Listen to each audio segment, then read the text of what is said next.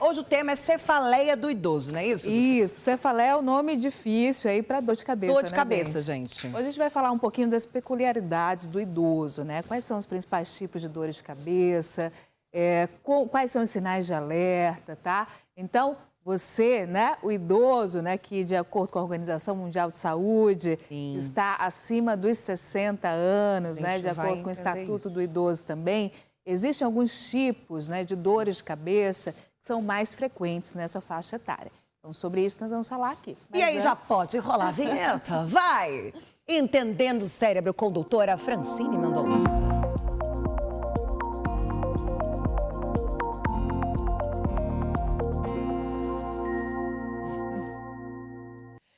Boa, doutora. Bom, a gente vai começar entendendo quem é o idoso. Isso. Então, assim, o idoso, tá? Para vocês que estão em casa, qual a idade, né? Que a gente já pode considerar. Sim, quem é considerado idoso? Quem é considerado hoje? Então, é isso. De acordo com o Estatuto do Idoso, de acordo com a Organização Mundial de Saúde, é o indivíduo que tem acima de 60 anos, né? Então, acima de 60 anos, nós vamos ter peculiaridades, inclusive, né, relativo aos tipos de dores de cabeça. Então, idoso acima dos 60 anos, tá, gente? Sim, doutora. E por que é diferente pensar na dor de cabeça do idoso, né? A pessoa que tem mais de 65 anos.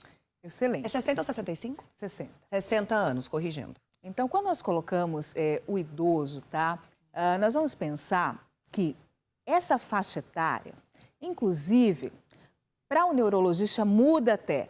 Acima dos 50, até antes de chegar nessa idade, nós vamos considerar que existe uma probabilidade maior de dores de cabeça secundárias às outras causas, né? Por exemplo, causas dos vasos do cérebro, como o AVC, como o sangramento, né? Quando a gente fala em tumores, quando a gente fala em alguns processos inflamatórios. Então, se coloca até 10 vezes mais, não é? Quando a possibilidade de ter uma dor de cabeça secundária a algo mais grave quando nós temos uma faixa etária acima dos 50. Então, próximo da faixa etária do idoso e na faixa etária do idoso, tá? Então, por isso essa peculiaridade. Além disso, tem uns sinais também, né, de alarme. Quais são esses sinais, doutora? Tem os sinais, mas até antes de falar dos sinais, a gente fala que o idoso, ele aumenta a chance de ter outras doenças, né? Pressão alta, diabetes, consequentemente, ele faz uso de mais medicações, né? Então, é uma faixa etária peculiar, tá? Ok. E quando a gente fala de sinais de alarme que você coloca, quais são os sinais de alarme? Os sinais de alarme do idoso também é semelhante para a população em geral, tá? Aquela dor de cabeça súbita, tá? Que atinge seu máximo no primeiro minuto. Imagine, Gi, você está aqui conversando comigo. E do nada tem uma dor de cabeça súbita. Exatamente. Vem uma dor de cabeça que fica muito forte no seu primeiro minuto, tá? E aí a gente pensa muito do nada, né? Nas dores relacionadas a sangramentos, por exemplo, tá? Aquela dor de cabeça, a gente tem que ver a questão da progressão da dor. Aquela dor de cabeça que vai piorando, tá? Progressivamente, tá? Então, ao longo de meses, ela vai sempre piorando. Opa, a gente para. Dor de cabeça relacionada à febre, mal-estar, fadiga, ou seja, sinais do corpo. Opa, também Quando sinal. A gente sabe, doutora, que a gente está com uma dor de cabeça normal que nenhuma é normal, mas assim, porque eu comi alguma coisa, né, que não me fez bem, ou dormi mal, tive uma briga, uma discussão, enfim, estou estressada, ou quando é uma doença que está avisando que está vindo uma doença aí mais grave? Isso, exatamente. Olha, gente, estou colocando aqui esses sinais de alarme, porque isso, né, nos alerta para a gravidade, tá? E outra coisa, essa mudança de padrão, por exemplo, tem pessoas que têm, eu tenho uma dor de cabeça, que é aquela dor de cabeça da tensão, tá? Aquela dor de cabeça levinha, moderada, mais no final do dia, que atinge a minha cabeça como um torniquete. É uma pressão, tá? Então, eu sempre tenho essa dor de cabeça, volta e meia, ainda mais quando eu trabalho intensamente. De repente, eu mudo o padrão. Então, não é mais leve ou moderado, é muito forte. De repente, está vindo associado a algum déficit neurológico, por exemplo, está me fazendo perder a força ou ficar sonolento, confuso, tá? Então, você vê uma dor de cabeça que está mudando o seu padrão, tá bom? Então, por exemplo, você sabe que quando fica gripado tem aquela dor de cabeçazinha da gripe, né? Ou quando está estressado vem... Mas uma dor de cabeça que muda a sua característica, vem muito forte, atinge a intensidade máxima no primeiro minuto, vem com déficit neurológico, sonolência, confusão, rigidez da nuca, ou uma dor de cabeça associada à febre, né? Mal-estar. Outra coisa, a gente tem que ficar sempre ligado, pessoas que têm antecedentes de câncer, por exemplo. Então, a gente tem que ficar mais ligada a isso, uma dor de cabeça que muda seu padrão. E tem uns tipos, assim, não sei se tem alguma coisa a ver, a doutora me corrige, mas tem gente que fala, eu tô com uma dor de cabeça que começa aqui atrás, tem gente que parece que fala que é aqui na frente, um peso, uma pressão. Porque isso é característica de cada um ou não? Depende também da doença ou do que ocasionou, né, essa dor de cabeça, a gente dá para avaliar? Não. Ótimo. Por exemplo, a dor aqui é grave, tem que correr procurar o neurologista. Não, em relação à localização, não necessariamente, tá? Então, assim, por exemplo, aquelas dores de cabeça que são geneticamente determinadas, a da tensão, a enxaqueca, que são dores de cabeça que não são secundárias a nada, né? Elas são a doença. Então, elas têm seus...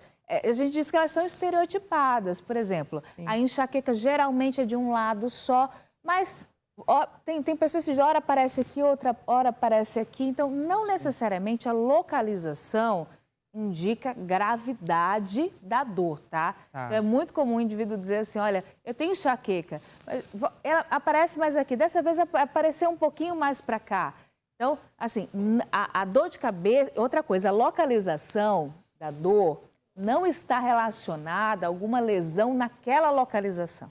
Então, tem gente que tem dor aqui e acha que dentro da cabeça, nesse local, tem alguma coisa. E não tem essa relação, gente. Não tem. Eu sei que a gente sempre fala que a gente tem que perguntar quem chegou agora, né? A gente falando sobre cefaleia aí nos idosos. A diferença entre enxaqueca e dor de cabeça. Tem diferença, né? Eu achava que era só porque é chique, gente, falar que tô com enxaqueca. Enxaqueca é dos ricos, dor de cabeça é dos pobres, né, Cardão? Mas não é isso, né, doutora? Não. A dor de cabeça, né? A enxaqueca é uma doença cuja dor é um sintoma. Que a enxaqueca ela pode vir com intolerância à luz, intolerância ao cheiro, náuseas, vômitos. E, então, você vê que a enxaqueca não é só a dor, tem mais coisas, tá bom? Mas assim... A enxaqueca é uma doença. A enxaqueca é uma doença. A dor de cabeça... E a dor de cabeça faz parte da enxaqueca. Exatamente. Entendi. Vocês também tinham essa dúvida, eu tenho certeza que ficava... muita gente. Agora, a gente tem um relato de um telespectador. Vamos dar uma olhadinha? Era uma vez uma mulher de 72 anos que procurou 5 médicos diferentes por cefaleia de padrão novo até ficar cega. Como assim, doutora? Ótimo. O que é cefaleia de padrão novo? Ótimo. Então, assim, esse relato é o seguinte, tá? Então, alguém que pesquisou aí, hein? Mandou sob um formato de historinha, né? Eu adorei, gente, é isso. Teatro para todos. Acho que todo mundo tinha que fazer teatro, adorei. Alguém que pesquisou. Então, assim, é uma mulher de 72 anos, então tá na faixa etária aqui do nosso quadro, tá? Procurou vários médicos, né? Por uma dor de cabeça de padrão novo até ficar cega. Tá. Então, vamos segurar essa história, porque existem dores de cabeça que são mais típicas dos idosos. Uma dor de cabeça a gente chama arterite temporal. Pode até passar, eu acredito que vem na sequência. É uma dor de cabeça, imagina, os indivíduos acima dos 50 anos começam a ter uma dor, né, que geralmente é nessa região, aqui passa uma artéria, né, a gente chama de artéria temporal. Começa a ter uma dor nessa região das têmporas que vocês chamam, tá? Essa artéria começa a ficar mais engurgitada, assim, mais visível, tá? Quando você palpa, tem dor nessa região. Associada a isso, ele está começando a perder a visão. Olha que perigoso. Então, qual a relação, doutora? Eu não imaginava que, tipo, a pessoa com dor de cabeça direto procurou 5 médicos, né? Até ficar cega, comprometeu a visão. Interessante. A ligação. Qual a relação? Isso é um processo inflamatório desses vasinhos. Então, essa inflamação também atinge artérias que irrigam o olho, tá? Então, por isso que começa a ter uma cegueira, vai perdendo a visão, né? Um processo inflamatório da artéria temporal e ramificações, tá? Que gera dor nas têmporas e leva à perda visual. Tá. Associado a isso, pode ter sintomas como indivíduo, quando mastiga, vai mastigar, dói. Pode ter sintomas, aqueles do corpo, como eu falei, febre, mal-estar, fraqueza. Então, vê como é um sinal de alarme, Gil?